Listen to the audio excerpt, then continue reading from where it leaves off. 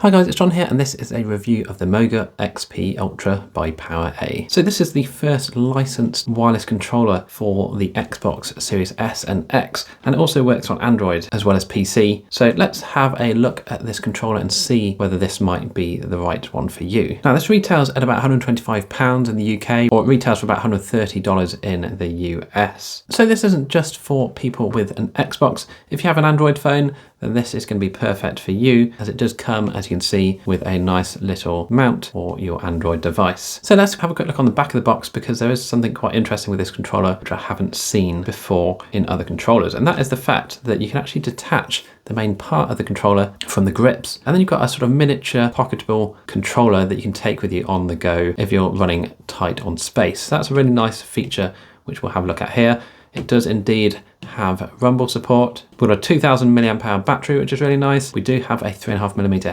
headphone jack as well. We do get this gaming clip, as I said here, and this is so simple to fit on. And then we get the mappable buttons here on the back of the controller, which we will go over shortly. So inside the main box, you're greeted with this rather stylish looking case. It does make it feel a lot more premium.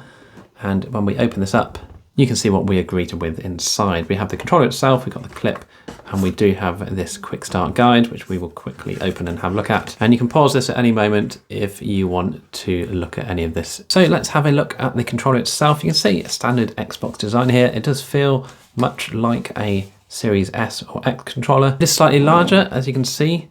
They are pretty much identical, other than the slightly larger size of the XP Ultra. So let's just go over removing this from the grip. You just slide this across and it just pops out like this, and you now have access to just a mini controller. Now you can see here the ergonomics on this do make it slightly more interesting to hold. It is possible and it's not a problem, but it doesn't feel as comfortable, obviously, as you are missing some grip here at the bottom. And now if we compare it to a normal Xbox controller, you can see why you would want this mini one. It's just so much easier to carry around with you, and such a small profile in your hand or in your bag, let's say. Even out of the grip, we do still get our 3.5mm headphone socket. Let's move on to the phone clip now, and this is so simple to pop on. You can see here, we just turn it over.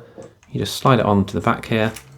That clips in place, and that is literally it. And now we can adjust the tilt of this in any direction we wish. This is my S23 Ultra. You can see here I can pop this in with the case on as well if I wanted to, and that can easily accommodate the phone. No scratching at all, because we've got these rubber pads on the sides, and there we are. We have the phone in place in the grip, and you can see I can move this around pretty well, and that's not coming off anytime soon. Okay, so how well do the buttons and analog sticks function on this device? Well, I'm happy to say they're really nice. You can hear these are very similar to an Xbox controller. They give nice feedback and they feel good to press. You wouldn't know the difference really. Analog sticks, you can see, have a similar sort of travel. They're perhaps slightly taller than an Xbox controller analog stick, as you can see, but I haven't noticed any problems whilst playing games, which I have had on other controllers where the stick is a bit too high and it just makes it feel a bit weird. So the D-pad, it's nice and clicky.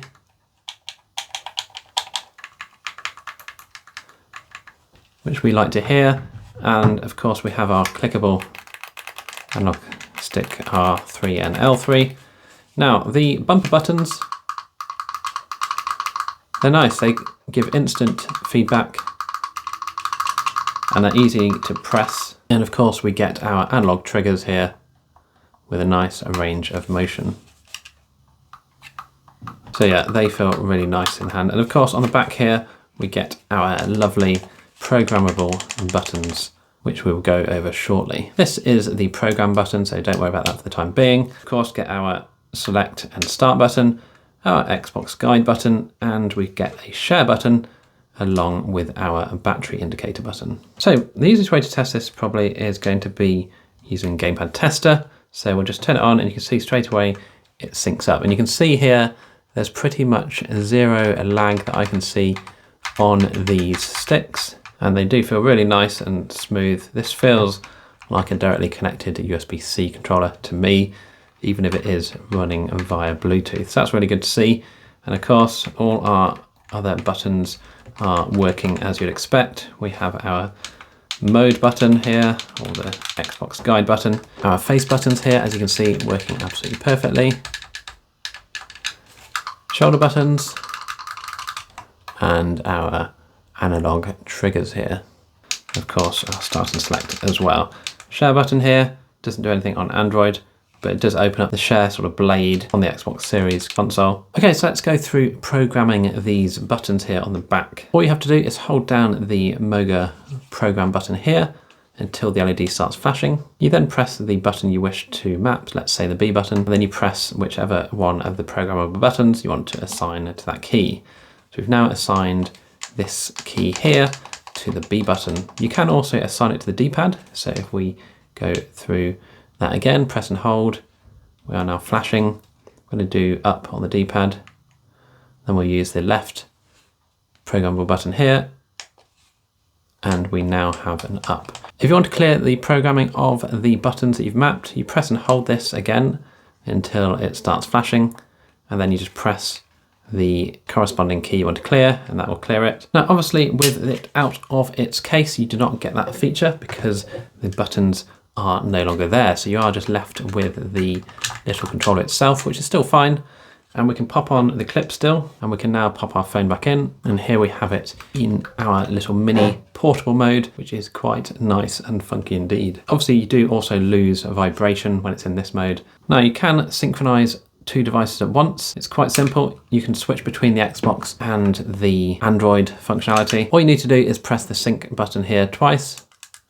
You'll see the light change. So when it goes white, that's in the Xbox pairing mode.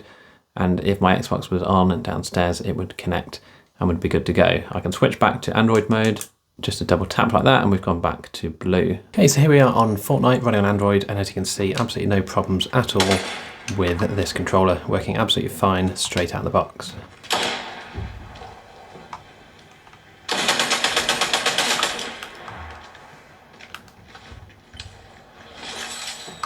Let's just get into a bit of Halo Infinite, and this is via cloud streaming, and we'll see how well it fares. Okay, and as you can see, absolutely no problems at all with the functionality.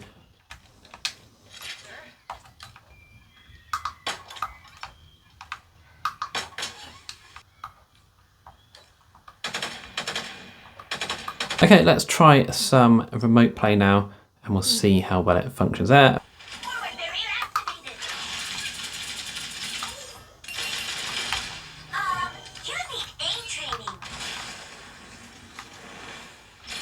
Let's pop out now into mini mode here, and we can see again how things are functioning and playing. Now, of course, it will depend on your phone. This is quite a heavy phone, so it is weighing down a bit on the controller here, but obviously with it in this smaller mode, it does indeed take a slight bit of adjusting to be able to play properly. But obviously, being a pro, I can get on with it just no problem at all.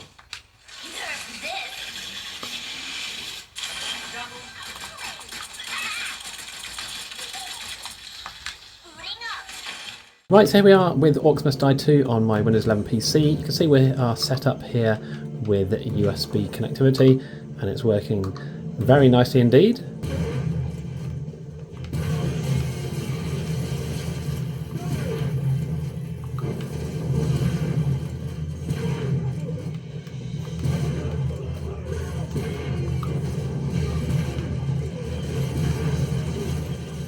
Okay, so that is the Moga XP Ultra. That is obviously an expensive controller, but for that you are getting a sort of 4-in-1, as they say. I'd call it 2-in-1. You've got the mini mode and you've got the gripped mode with the ability to attach your phone if you so wish, and of course to easily detach it if you just want a standard controller experience. So I hope you enjoyed this video. If you did, please do like and subscribe. Don't forget to ask any questions you have down below. I will do my best to answer them where I can.